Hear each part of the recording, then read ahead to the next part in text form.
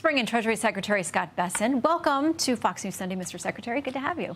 Shannon, good to see you. Okay, so let's start with the bill. You wrote a piece over at foxnews.com, an op-ed, and you say one of the main issues is ending illegal immigration as a key part of this. It's about redirecting an estimated $249 billion in annual wages paid to people here in the U.S. illegally, to those who are here legally, or to American citizens. You say this: ending the black market of undocumented labor by funding enforcement of our existing immigration laws will result in a massive pay raise for the working class. So that begs the question, businesses are going to have to pass that on somewhere else. Does that end up then with the American consumer? Well, I don't think it has to. And look, what we saw was this mass unfettered immigration across the border, whether it's 12 or 22 million people who came in, suppressed working people's wages. And for 20 years, the big lie was that this kind of immigration didn't hurt working people. Now, economists have come out and said, oh, what a surprise. Even the laws of supply and demand work in the low-end labor market. So I talk about in that editorial what I call parallel prosperity, that for years Wall Street has done well. Now it's time for Main Street to do well, and they can both do well. And that's the one big beautiful bill. That's the beauty of this. It helps Wall Street and Main Street. So let's talk about those jobs, because there are skeptics who say, the American workers and those who say who are sort of their wages depressed, that they're not going to step up and take some of these jobs.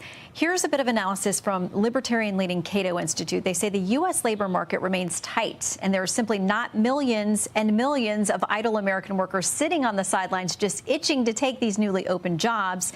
To the extent Trump's broad deportation promises come to fruition, we can expect many immigrant-dependent industries to suffer and few American workers to gain. So is it overly optimistic to think there are Americans who will flood to these jobs? I don't think that it's overly optimistic to believe that at a price, Americans will do these jobs. But, you know, again, with these depressed wages, we've seen a lot of people drop out of the workforce, especially men aged 16 to 35 are in an era of despondency, and they have dropped out of the workforce. They are having health issues, they're having mental health issues, and I think that they will come back in. And look, this is part of President Trump's agenda. You know, we're doing peace deals, trade deals, and tax deals, and the trade deals and the tax deals are going to bring back working class jobs with good wages, with good health care.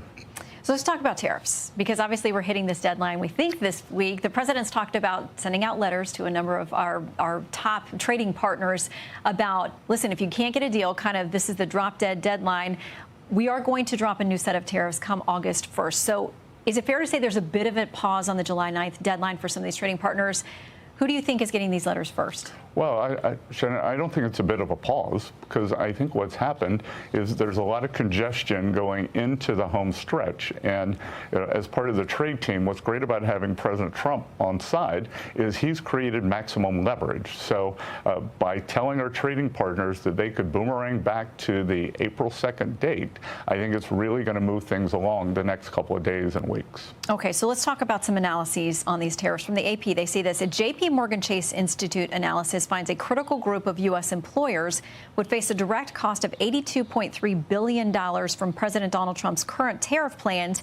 They go on to say the investment bank Goldman Sachs said in a report expects companies to pass 60% of their tariff costs onto consumers. Our most recent poll shows that 57% of Americans do think the tariffs are going to hurt the U.S. economy.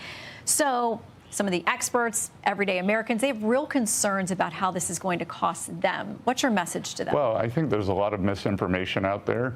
You know, I think TDS, Trump derangement syndrome, has turned into tariff derangement syndrome. As soon as you call them the Trump tariffs, 90% of Democrats hate them.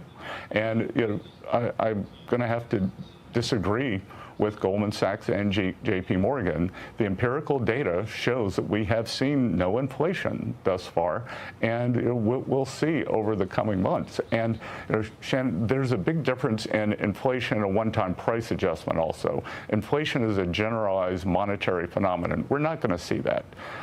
And thus far, we haven't even seen the one-time price adjustments. What we are seeing, the business model for many of our trading partners, especially in Southeast Asia, is to produce, and the manufacturers in those countries are taking the price increases into, or the tariffs into their margins.